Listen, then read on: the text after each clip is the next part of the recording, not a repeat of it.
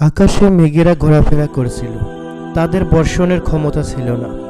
মাটি ছিল ফাটল ধরা, আর বাতাস ছিল উত্তপ্ত। এই শুষ্ক বিরান ভূমির মাঝে এক যুবক হেঁটে যাচ্ছিল, যার নাম ছিল করিম। করিম ছিল স্বার্থপর আর অহংকারী। সে কখনো অন্যের কষ্ট বুঝতো না, শুধু নিজের সুখের পিছনে ছুটত। একদিন করিম তার পথে এক বৃদ্ধ ও ক্ষুধার্ত পথিককে দেখতে পেল। পথিকটি পানির জন্য আকুতি জানাচ্ছিল, কিন্তু করিম তাকে অপেক্ষা করে চলে গেল। তার মনে কোনো দয়া বা সহানুভূতি ছিল না। সে ভাবছিল, আমার কি দরকার অন্যের ব্যাপারে মাথা ঘামিয়ে? আমার জীবন তো আমার। এইভাবে করিম তার জীবন কাটিয়ে দিল। সে কখনো ভালো কাজ করল না। তার কাছে সৎকর্মের কোনো মূল্য ছিল না। করিম সারাদিনের ক্লান্ত শেষে বিছানায় রেস্ট নিচ্ছে এবং হঠাৎ সে ঘুমিয়ে পড়ল। আর সে দেখতে পেল কিছু ফেরেশতা এসে তার জান কবজ করতেছে। পরের দিন তার রুমে অনেক মানুষের ভিড় এবং সবাই কাঁদতেছিল।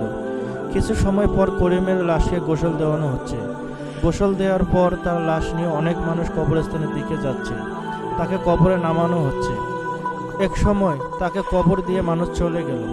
করিম দেখতে পেল তার কবরে সাপ এবং পোকামাকড় তাকে কামড়াচ্ছে। তার অনেক কষ্ট হচ্ছে। সে প্রতিটি পাপের জন্য কঠিন শাস্তি অপেক্ষা করছিল। তাকে যখন জাহান্নামের দরজার সামনে আনা হলো, সে ভীত হয়ে পড়ল। তার কানে আসতে লাগলো আর্তনাদ আর যন্ত্রণার শব্দ। তাকে বোঝানো হলো পৃথিবীতে সে যত অবহেলা বা ঘৃণিত কাজ করেছে, তার সব কিছুর জন্য তাকে এই শাস্তি ভোগ করতে হবে।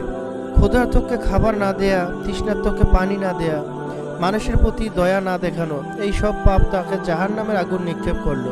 এমন সময় করিমের ঘুম হঠাৎ ভেঙে গেল। সে তার ভুলগুলো বুঝতে পারল। সে ঘুম থেকে উঠে কাঁদতেছিল এবং মহান আল্লাহ রাব্বুল আলামিনের দরবারে দু হাত তুলে প্রার্থনা জানালো, হে আল্লাহ, আমি যা ভুল করেছি আমাকে ক্ষমা করে দিন। এবং সে সমাজের হতদরিদ্র মানুষের পাশে দাঁড়ালো। ধন্যবাদ। গল্পটি কেমন লাগলো তা আমাদের কমেন্টে জানান।